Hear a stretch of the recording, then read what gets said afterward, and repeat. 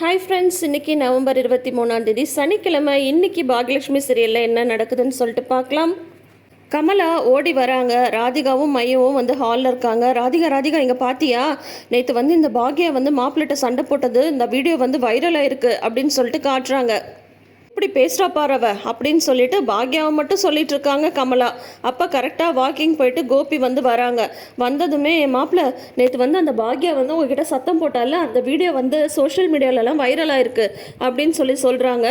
நான் என்ன பண்ணுறது, அவள் வந்து எனக்கு எவ்வளோ பெரிய பிரச்சனையை வந்து கொடுத்தா, அதுக்காக நான் வந்து பார்த்துட்டு பேசாமல் இருக்க முடியுமா, அதனால தான் நான் போய் கேட்டேன் அப்படின்னு சொல்கிறாங்க. உடனே ராதிகாவுக்கு செமக்கவும் வந்துடுது. இப்போ கூட உங்களுக்கு நீங்கள் பண்ண தப்பு என்னன்னு சொல்லிட்டு தெரியலல்ல, பாக்யாவை வந்து தப்பு சொல்லிட்டு இருக்கீங்க. அவங்களோட ரெஸ்டாரண்ட் ஃபுட்டில் வந்து விஷத்தை கலந்து அவங்க பார்த்துட்டு சும்மா இருப்பாங்களா? கம்ப்ளைண்ட் கொடுக்காம வேறு என்ன பண்ணுவாங்க? நான் ஒன்றும் விஷத்தெல்லாம் கலக்கல. அந்த செஃப்பு தான் வந்து கெட்டுப்போன கறியை வந்து கலந்தான் அப்படின்னு சொன்னதும், கெட்டுப்போனதும் வந்து விஷத்துக்கு ஈக்குவல் தானே. யாருக்காவது ஏதாவது ஆயிருந்தா அவங்க அப்போ அந்த பிரச்சனையில் வந்து மாட்டிருக்க மாட்டாங்களா? நீங்கள் திருந்தவே மாட்டிங்களா? ஆக மொத்தம் நான் வந்து எங்கேயும் வெளியில் தலையே காட்டக்கூடாதுன்னு சொல்லிட்டு முடிவு பண்ணிட்டீங்க. அதனால தானே அடுத்தடுத்து இந்த மாதிரி வந்து பிரச்சனை பண்ணிட்டு இருக்கீங்க. நான் என்னையும் மையவை பற்றியெல்லாம் உங்களுக்கு வந்து கவலையே கிடையாது. உங்களுக்கு உங்களோட அந்த பழி வாங்குற குணம் மட்டும்தான். இப்போ பார்த்தீங்கன்னா யாருக்கு இந்த அவமானம் அசிங்கம் எல்லாமே எனக்கும் சேர்த்து தானே அப்படின்னு சொல்லிட்டு ராதிகா வந்து திட்டுறாங்க. உடனே கமலா சொல்கிறாங்க, நீ என்ன அவளுக்கு வந்து சப்போர்ட் பண்ணிவிட்டு மாப்பிள்ளைட்ட சண்டை போட்டுட்ருக்க? மாப்பிள்ளை பண்ணதில் என்ன தப்பு இருக்குது அப்படின்னது நீ பேசாமல் இருமா, நீ வாய மூடு. நீ ஏதாவது அவருக்கு சப்போர்ட் பண்ணனா அப்புறம் நடக்கிறதே வேறு. ஆரம்பத்துலேருந்து சொல்லிட்டுருக்கேன், பாக்யா விஷயத்தில் தலையிடாதீங்கன்னு சொல்லிட்டு.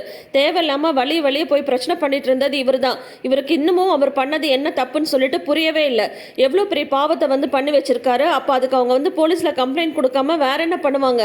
அவங்க பண்ணது சரிதான். இவர் ஒரு வேலையை பார்த்துட்டு இருந்திருந்தா இந்த மாதிரி பிரச்சனை எல்லாம் வந்திருக்குமா அப்படின்னு சொல்லிட்டு ராதிகா வந்து திட்டுறாங்க. உடனே கோபி வந்து, எனக்கு நடந்த அநியாயத்துக்கு தான் நான் நியாயம் கேட்க போனேன், நீயும் வந்து பேசி என்னை வந்து டென்ஷன் பண்ணாதா அப்படின்னு சொல்லிட்டு உள்ளே போயிடுறாரு. இங்கே இனியா வந்து காலேஜில் உட்காந்துட்டு இருக்காங்க. அப்போது இவங்களோட ஸ்கூலில் 8th ஸ்டாண்டர்ட் படித்த பொண்ணெல்லாம் வந்து மெசேஜ் அனுப்புது. இந்த மாதிரி உன்னோட நம்பரை வந்து நான் கேட்டு வாங்கினேன். என்னது, உங்கள் ஃபேமிலி நியூஸ் தான் வந்து வைரலாக போயிட்டுருக்கு. எங்கள் வீட்டில் கூட அப்பா அம்மா சண்டை போடுவாங்க, இந்த மாதிரிலாம் ஆகாது, என்ன இப்படி சண்டை போடுறாங்க அப்படின்னு சொல்லிட்டு எல்லாம் வாட்ஸ்அப் மெசேஜாக வந்துட்டுருக்கு.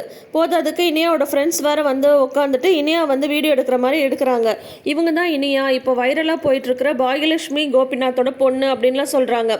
உடனே இனியாவுக்கு வந்து கோவம் வந்துடுதே. இரு நாங்கள் சும்மா கலாச்சிட்டு தான் இருந்தோம். எங்கள் வீட்டில் கூட எங்கள் மம்மி டேடியெல்லாம் சண்டை போடுவாங்க, நாங்கள்லாம் பேசாமல் போயிடுவோம். ஆனால் உங்கள் வீட்டில் வந்து வைரல் ஆகிறதுக்காகவே சண்டை போட்ட மாதிரி என்ன இப்படி வந்து 2 பேரும் சண்டை போட்டிருக்காங்க.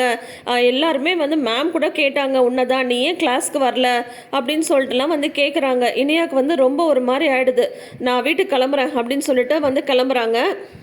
இனியா வந்து நடந்து வரும்போது, அந்த பொண்ணு இந்த பொண்ணு தான், அந்த வீடியோ வைரல் ஆச்சுல்ல அவங்க பொண்ணு தான் இது, அவங்க கூட செல்ஃபி எடுத்துக்கிறோம் அப்படின்னு சொல்லிட்டு செல்ஃபி எல்லாம் எடுக்கிறாங்க காலேஜில். இனியாவுக்கு வந்து ரொம்ப ஒரு மாதிரி எம்பாரசிங்கான முகமெண்ட்டாக ஆகிடுது. உடனே கோச்சிக்கிட்டு வீட்டுக்கு வந்துடுறாங்க. வீட்டுக்கு வந்து பேக்கை தூக்கி போடுறாங்க. பாக்யாவும் ஜெனியும் வந்து கிச்சனில் இருக்காங்க. என்ன இனியா, அதுக்குள்ளே நீ வந்துட்ட அப்படின்னு சொல்லிட்டு பாக்யா வந்து கேட்குறாங்க. வேறு என்ன பண்ண சொல்கிற?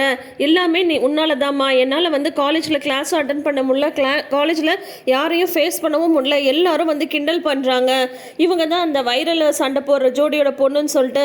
என்னை பற்றி நீங்கள் யாராவது வந்து எப்பயாவது யோசிக்கிறீங்களா அப்படின்னு சொல்லிட்டு இனியா வந்து சொல்கிறாங்க. உன்னை பற்றி யாரும் யோசிக்காமல் இருக்காங்க அப்படின்னு சொல்லிட்டு சொல்லும்போது உடனே வந்து இனியா வந்து சொல்கிறாங்க, சும்மா வந்து சொல்லாதம்மா, எல்லாத்துக்கும் நீ தான் காரணம் அப்படின்னதும் ஜெனி வந்து சொல்கிறாங்க, ஏன் இனியா நீங்கள் எப்போ பார்த்தாலும் ஆன்ட்டியை மட்டும் தப்பு சொல்லிட்டுருக்க? அங்கிள் பண்ணது தானே தப்பு. இத்தனை நாள் வந்து ஆன்ட்டிக்கு எவ்வளோ தொந்தரவு கொடுத்துட்டு இருந்தாங்க, எல்லாத்துக்கும் ஆன்ட்டி வந்து பேசாமல் தானே இருந்தாங்க. இப்போ ஒரு தடவை வந்து அவங்க ரியாக்ட் பண்ணதும் உங்கள் எல்லாருக்கும் இவங்க பண்ணுறது தப்புன்னு தோணுதா அப்படின்ட்டு ஜெனி வந்து சொல்கிறாங்க. அக்கா, நான் வந்து இவங்க பண்ணுறது தப்புன்னு சொல்ல, டேடி பண்ணுறது கரெக்டுன்னு சொல்லலை. ஆனால் இவங்க கொஞ்சம் அமைதியாக வந்து போயிருக்கலாம்ல. இப்போ வந்து எனக்கு எவ்வளோ கஷ்டமாக இருக்குது தெரியுமா? இல்லை, நான் வந்து கேட்குறேன், இவங்களுக்கு வந்து இவங்களோட பிரச்சனை பெருசு, டேடிக்கு வந்து டேடியோட பிரச்சனை வந்து பெருசு, பாட்டிக்கு வந்து அவங்களோட பிரச்சனை வந்து பெருசு. அவங்கவுங்களோட வீம்பை வந்து ஈகோவையும் காட்டுறதுக்காக சண்டை போட்டுக்கிறாங்க. ஆனால் எங்களை பற்றி யாராவது வந்து யோசிக்கிறாங்களா? இப்போ என்னை பற்றியோ இல்லை அண்ணனுங்களை பற்றியோ யாராவது வந்து யோசிக்கிறாங்களா? அவங்கவுங்களுக்கு பெருசுன்ற மாதிரி தானே வந்து நடந்துட்டுருக்காங்க.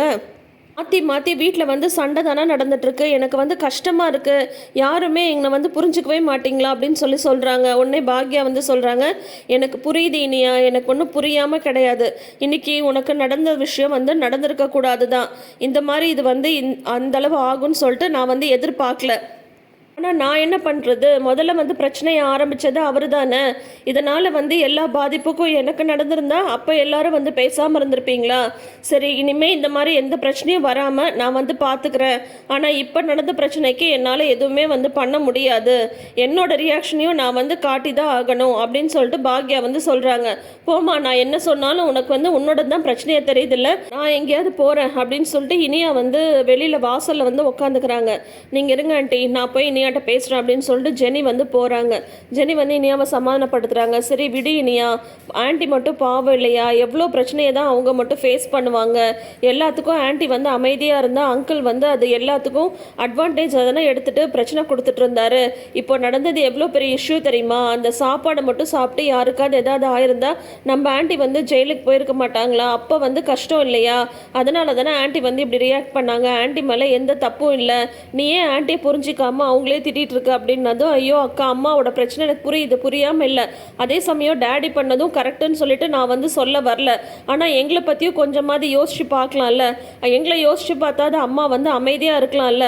அதுதான் எனக்கு வந்து கஷ்டமாக இருக்குது. காலேஜில் என்னால் வந்து தலை காட்ட முடியல, எல்லாரும் அப்படி கிண்டல் பண்ணுறாங்க. அதனால் எனக்கு எவ்வளோ வருத்தமாக இருக்குது தெரியுமா உங்களுக்கு அப்படின்னு சொல்கிறாங்க.